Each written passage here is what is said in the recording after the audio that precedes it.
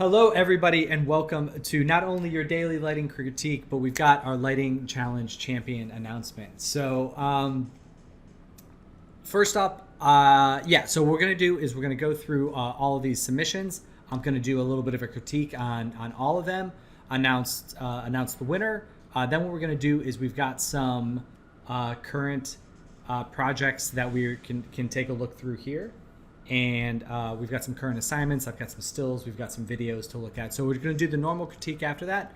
But first, I do want to announce our next lighting challenge, and we are going to do Danny Schoenfeld, who's one of our students, who's fantastic, designed this really great cabin was this month, library scene.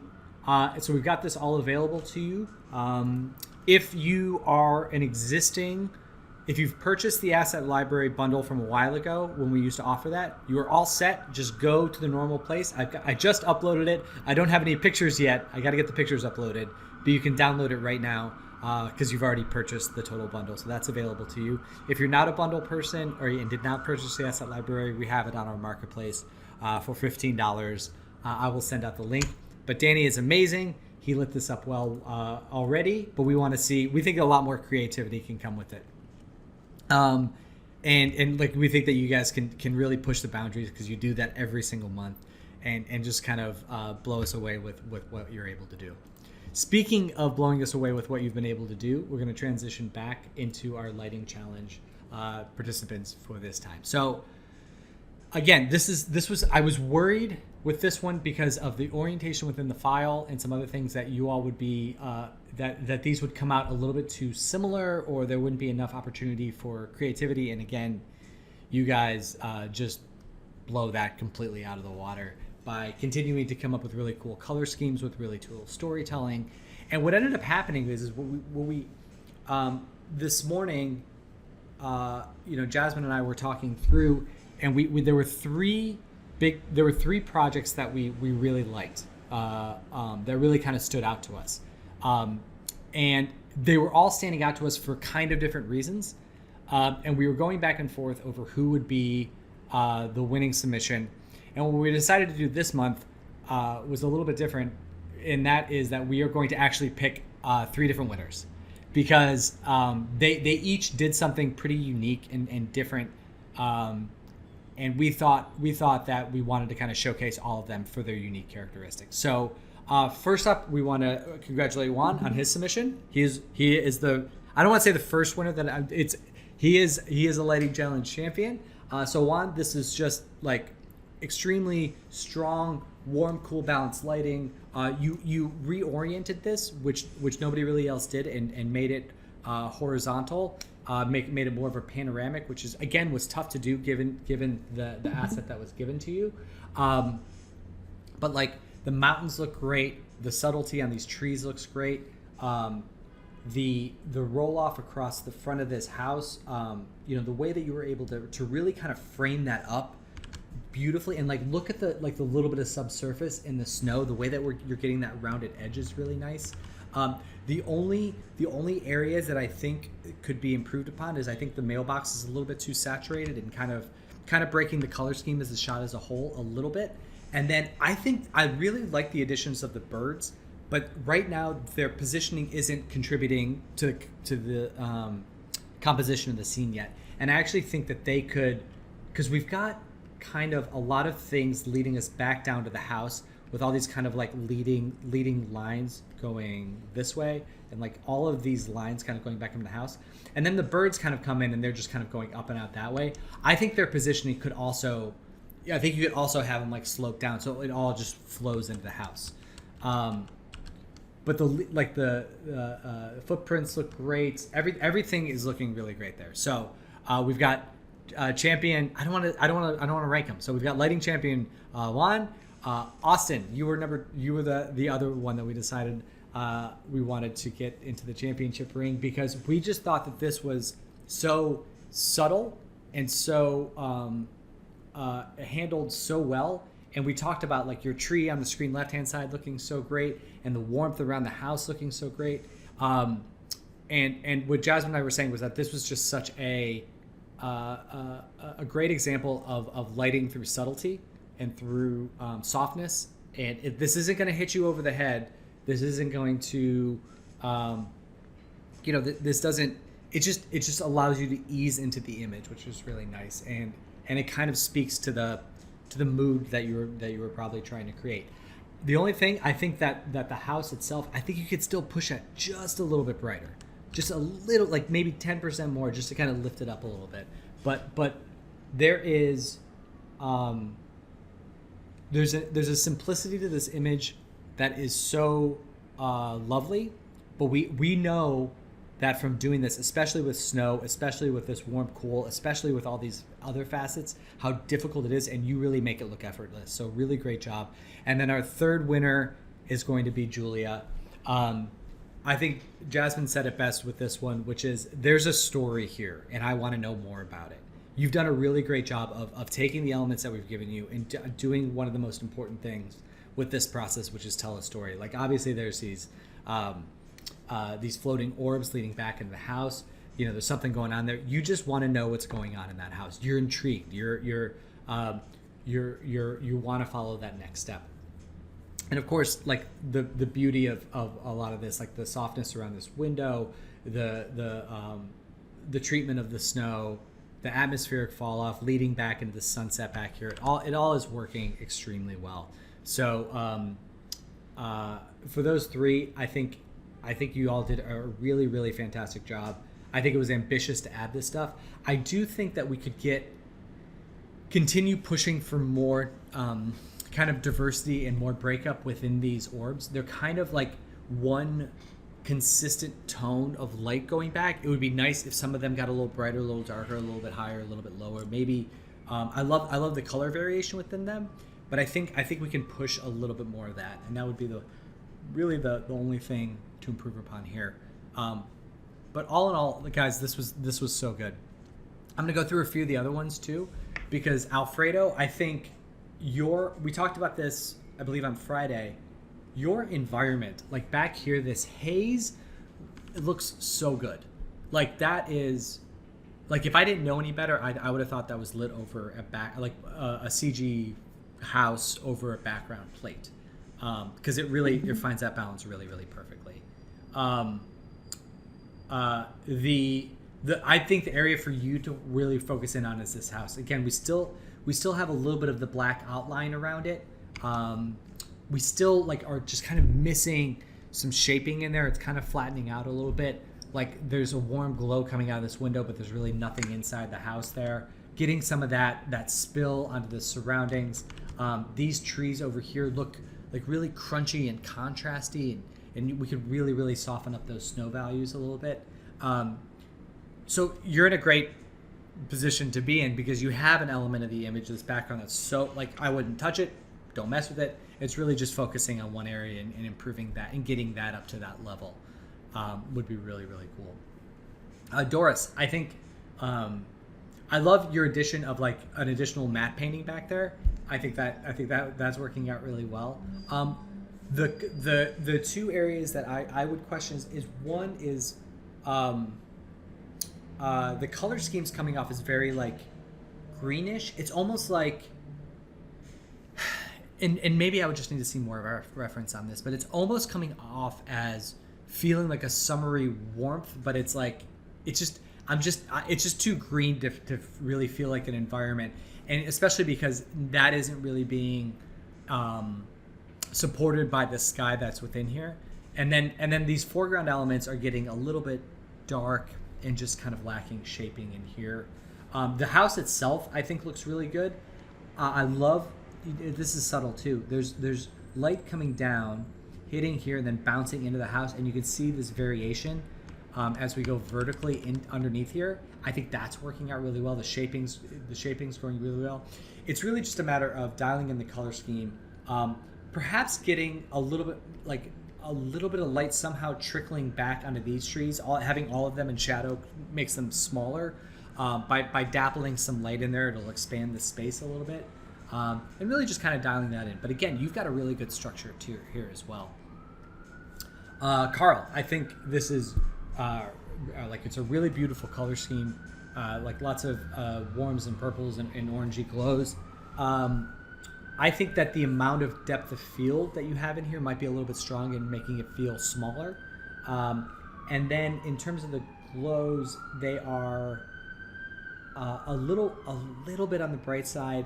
It would be great if they were kind of broken up a little bit by the house, but all of them, like all of that working together is really good. And with this amount of brightness coming out of the house, I think you can actually go a little brighter on the house itself, like actually lift that up to kind of support that. So that's in a better place. That is kind of like it's not such a contrast between the interior light that's glowing out and the exterior of the house. The sky looks good with that fall off. Also, like getting a little bit of dapple on this mountain too, and same thing a little bit in here to just kind of like it's great that you're using it as a vignetting element to really get the focus in here, but it's a challenge of trying to get some scale, and again just a little bit of light sprinkled in throughout that. Nathania, this is this looks really good. I think the house is feeling a little bit too contrasty. It's the darks are getting a little bit penetrated too dark, and this is specifically true of a night sky that's filled with the northern lights, just because they add so much light and color that you would expect to see some of that light trickle their way in there.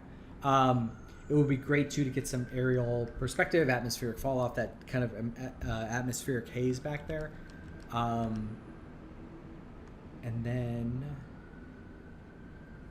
Yeah, there's some sharp, like, I know this feels like the edge of the hill, but there's just some sharpish lines in there that I think could kind of soften overall, and then adding a little bit of softness to the scene as a whole would be good too.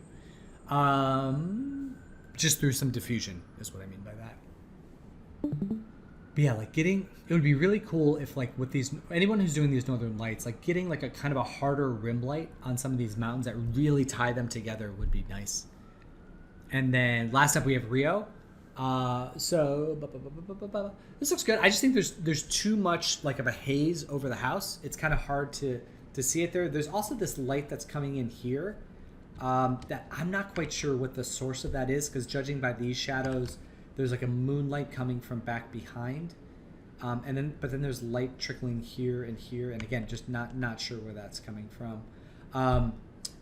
Inside the house is a little gray and flat. I think that similar to what Carl's, like these brights are a little bit, the glow is a little bit too much and the brights are a little bit too much on the house.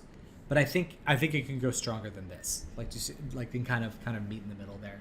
I think you can pull back on the saturation of the light coming out of the house. It feels a little bit too like lemony yellow, and yeah, it also looks like there's some noise in the snow here, so just watch out for that.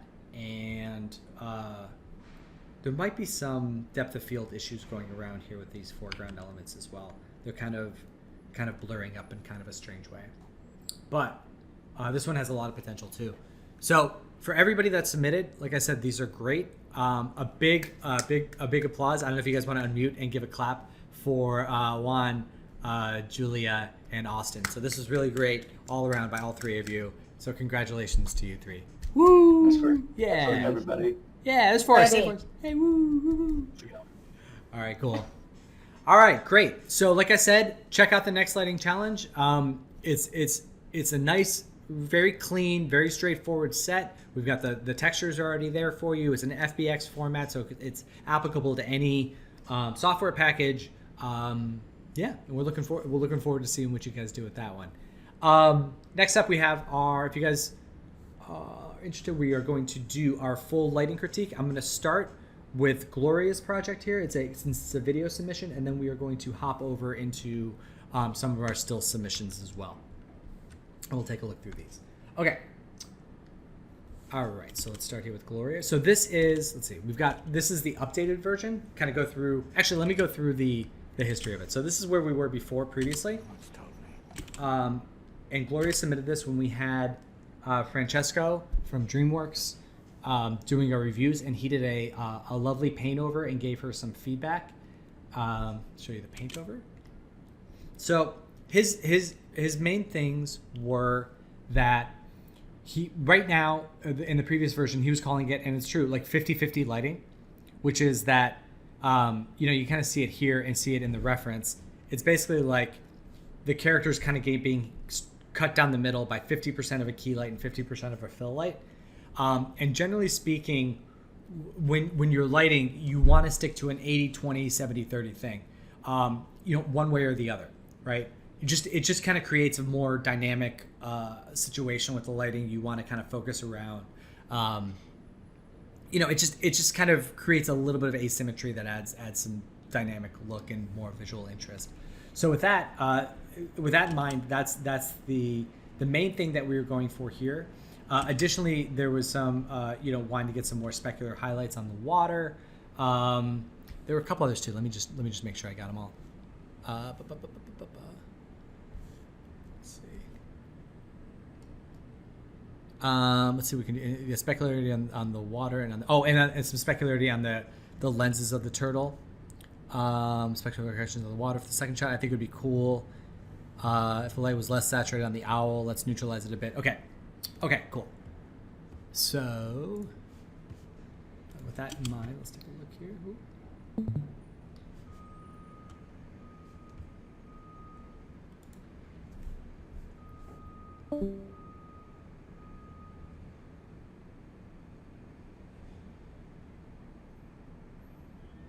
Yeah, I think you're hitting the notes well. I think the main thing that I would do is I think that you can push the key light, because it looks strong here, but we lose it as he comes forward.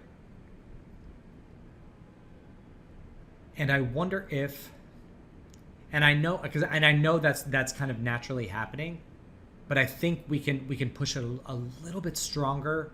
It would still be nice to get some specularity on his lenses. I know you're working on that. I think you can actually push the specular highlight that you're getting back there. I think you can actually push that a little bit brighter. A couple little things like this eye ding, since the key light's coming on the other side, I actually think we could flip that to this side of the eye.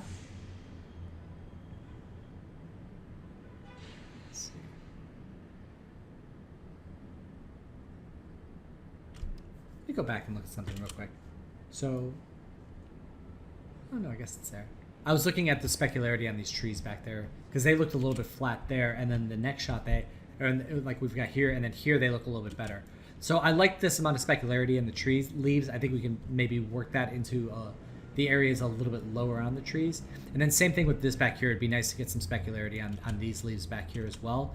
The owl's eyes are a little crazy saturated, and they're also not getting shadows around the edges. We kind of talk about that sometimes, kind of getting some like ambient occlusion or some sort of shadow from there, which is tough because I know you're doing this in Unreal.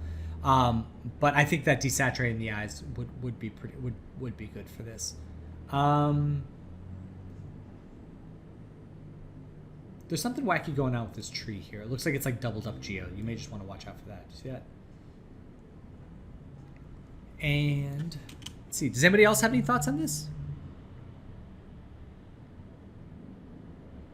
I just think maybe I just think overall this character can get a little bit brighter because his green tones are matching a little bit too similarly to the background, and I just want him to pop a little bit more. So I just want to like lift him up a little bit more with some additional light, especially coming in from the key side, kind of creating like a little bit more rim.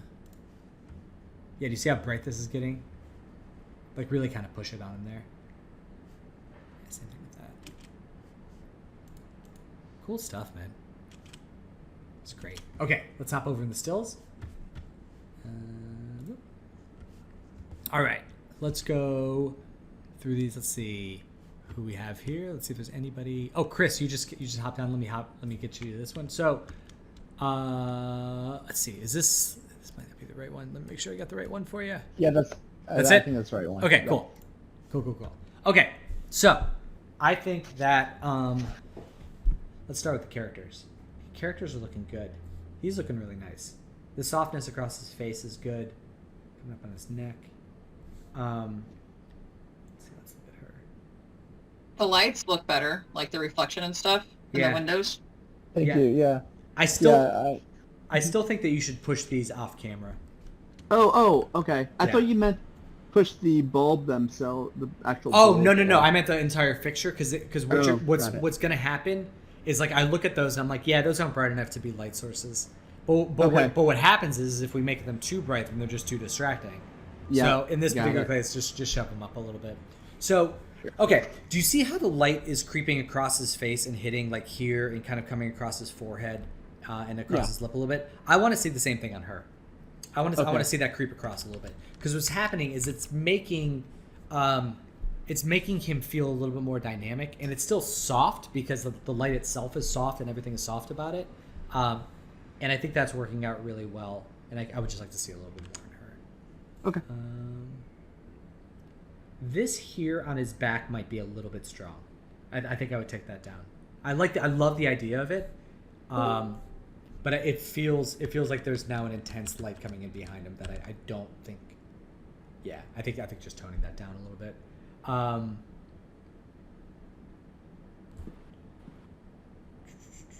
Looking outside the window, I think so. We got these. If these go up, we'll see more of the reflection. We see the reflection of the characters here. I just wonder, looking at this outside, it would almost be better if there were like if there were some buildings or something here, on the outside backplate. Just because it feels like right now they're in a coffee shop on the edge of nothing. Like they're like looking off into an oblivion. Okay. And so I think yeah, just adding a little bit more of like a city life out there would be good. And then her hair could go a little bit warmer. Like, do you see how there's a touch of warmth in his hair? Hers, and this is no fault of yours. This is a little bit of the design that I kind of wish we would have warmed up her hair a little bit. Anybody else have any thoughts on this one? I can't remember if you mentioned this in the beginning, but the lights, the two hanging lights in the back, feel like they're the same color blue as the sky. Yeah. So if those were closer to white or warmer. Yeah, we're actually going to take those and push those out of frame. Because I thought all those through, and I kind of played around with them during the last critique with them, and it's just if they get too bright, they become distracting in frame. But that being said, you bring up a good point about their color, and even if they're out of frame, it makes more sense if they're warmer, and I think that'll actually kind of cut through some of the coolness on the background. So push them up, and then try warming up the light source so they're more like a tungsten bulb, and see how that looks. Okay. Yeah. Cool. All right, great. Thank you, Forrest. All right, Jordan. Next up, it feels like these guys are painted in here, or maybe they're just low poly, but they're cool. That being said, it's a little bit of a different situation. Like they're different design than the rest of it. So you may just want to watch out for that. You might just have to smooth them out a little bit in post. But I love the addition of them. The overall color scheme is interesting. I want. You know what's happening? It's just like these two warm values aren't just. They're just not. They're not playing together well. It's like these reds and these oranges. I want them. Maybe the solution would just be to neutralize the light a little bit on the house. I want to see them. I guess not be different, but just like two saturated warm colors that are orange and red that don't complement each other. Kind of this yellow color. They're just not. I just want to see them. I just want them to play together a little nicely, and I think the way to do that would be to neutralize what's going on inside there. I would watch out for this rock's getting very bright within this like very shadowed area, so watch out for that. The tree here, both of these trees. So the sky is pretty bright, and I think with the sky being pretty bright, we can push the ambient level in some of these shadows because it's almost like it's getting warmer as we go up this way, and this is very cool. So I think that might be a thing too. I think we might want to increase the intensity of the skylight and then remove some of this coolness because it's just not, those two things just aren't quite syncing up yet.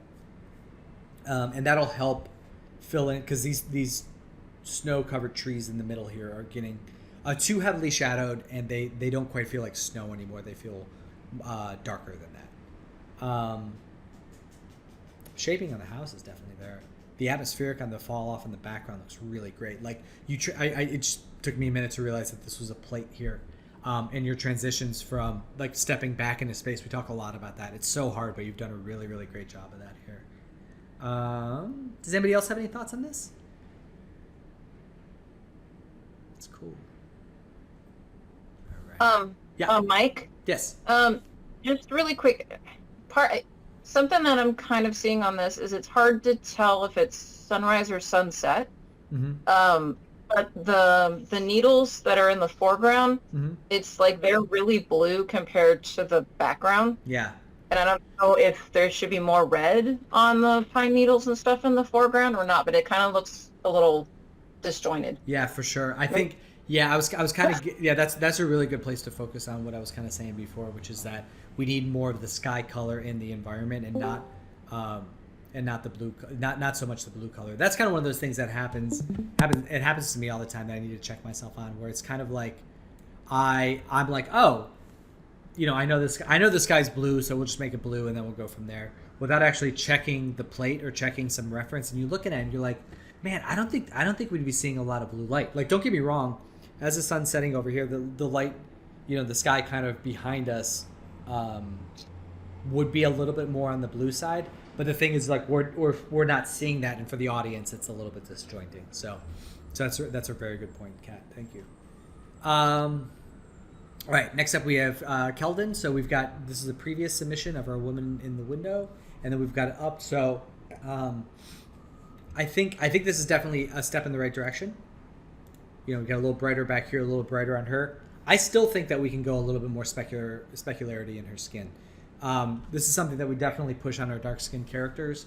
The idea being that within that specularity of any dark surface, you can really find opportunities to add some color infusion. So some of these cooler colors in the specular highlights. I'm going to pull this up. Let's actually look here. Look at the previous submissions of her. So this is a similar kind of a setup, but you can see these specular highlights in her cheek, on her forehead, and across her neck. That's kind of not only giving, allowing for more shaping, but also giving some indications of some of the colors there. And I think, I think this is a really good example for you to shoot for in getting some of that. Additionally, like underneath her nose, I think it would be nice if there was a little bit more subsurface scattering there. You can see some warmth in here, and it would be nice if we pushed a little bit more warmth in her skin tone as well. Hair looks really good. Outfit looks good. Everything else is working really well. I love that we can just see a little bit of her nails there. I think all of that is working good. It's really just a matter of continuing to refine and push the values on the skin tone a little bit. Very cool. And then last up we have Mindy. So welcome back, Mindy. Let's see. So this is we've seen this alley a lot, right? We've had, this is by Anwar Figueroa, one of our very first students. I've seen this alley done a bunch of different ways. This is the first time I've seen it kind of look like a using that kind of like Greek home color scheme of like on the Greek Isles. There's a lot of blues and whites, and I think that's very, very cool. Let's take a look at the reference. So we've got like kind of light coming in here. It bounces around. Same thing here, like bright key light coming in here, bouncing around. That gets darker as we go back into the shadows here. So whenever I look at the images like this, my first thing that I want to evaluate is what's happening with the key to fill ratio, and then because there's really, when you're photographing and filming a set like this, there's really only one thing that you can do. Because you can't do everything, you have to make a choice between exposing for the shadows or exposing for the bright areas. So in both these cases, we're exposing for the shadows, which is pushing these bright values to get a little bit brighter. And we're seeing some of that here. But that being said, I think that the shadows are still a little like I think we can expose this up overall, and not necessarily like let me rephrase that. Let's get the shadows brighter, but actually the sun areas are getting a little bit pushed too far, and that I think that our overall key to fill ratio is a little bit off because I think we're not calculating enough of this amount of bright sunlight hitting here would just kind of fire into some of these shadow regions and lighten them up a little bit. The way that we're seeing like look at this kind of blue value. In fact, let me just go ahead and copy this. So this versus like what we're seeing over here, and seeing these values versus these values, I think we can push their intensities a little bit more because this is actually pretty close to this light. And looking at this, that's about the same distance away. So having the light fire in there and bounce up into some of these shadows a little bit stronger. And actually, once we do that, maybe these brights in the sunlight won't be as contrasty. It won't feel as problematic. And I like that this is getting a little bit dark in here, but I think we might be able to afford a little bit more value in that as well. So with yours, it's really about getting this fill value pumping in there. Let's see what else. In terms of the blue tone, it's really nice. Yeah, she did a really good job with all the texturing. Yeah, the textures. Color. Yeah, the colors feel really good, and I love because you can see it here. There's subtlety in the blues, in that there's variation in there. Like there's this one that's a little bit lighter and feels much more like a sky blue color. Over here, there's this which feels a little richer. These which feel darker than that, and these which are kind of in the middle. And I think you're kind of getting that variety of blue tones. I do think these up here might be a little bit too saturated. That roof, I would just pull the saturation. I like the value, but I think the saturation can come back a little bit. Yeah. Does anyone else have any thoughts on this one? I feel like the shingles are a bit bright on that left side. Oh, here? Yeah. Yeah, by the door. Yeah. But also in both references, there are sort of blown out areas. Mm-hmm. So maybe that's something to like play around with, like giving it that kind of summery hot feel. You know what it is about, because I was trying to think this through. The thing about some of these hot areas is that like in the reference, they're pretty large swaths. Like this area is blown out, right? Like this kind of whole side of the building. And here it's more like this is bright, this is bright, this is bright. It's like they're much more localized than that. It might just be a matter of it hitting the wall versus being super bright on the ground too. Yeah, it might just be that those are a little bit on the smaller shapes. There's something about the blowout in this that's like, and I'm wondering if it is just the fact that the fill values are pretty low. I just want to see it again before I make that determination. But I think you're right, Forrest. That definitely having some of those blowout areas in there would be really good. Yeah, maybe even like throwing a gobo. Yeah. On one of the lights that's creating like that kind of cutout shape on this front left building. Yeah, totally. Because it's the same thing. Like looking just at like what I have going on here. I've got the window outside, which is totally blowing out. And that's because it's exposed for me. And also because I do that intentionally, because in case I ever have a mess over there, I don't have to worry about it as much because you can't see it. But I think that like that type of thing is important in maintaining a photographic look on things. Excuse me. All right. Well, that is all for today, guys. Congratulations again. I'll go back into our champions. All right, guys, so that's it for today. Congratulations again to our 3 lighting champions for the day. We have Austin, we have Julia, and we have Juan. So once again, you all are fantastic. Juan, you already got a lighting champion badge on Discord. Austin and Julia, I will be adding yours. Actually, I can probably do it right now. Let me see. Can I do that here? I'll do that on my own later, and then we can and that way you'll have a nice little lighting challenge champion badge following your Discord wherever you go. But congratulations again, guys. Make sure you check out the library as our next lighting challenge, and I can't wait to see what you guys do for the following month. So be good. For all the lighting for animation students, I will see you again tomorrow for tomorrow's critique. But for everyone else, I will talk to you all very soon. All right, be good, everybody. Happy lighting out there. See ya. Thank you. Thank you. Thank you. Bye. Bye.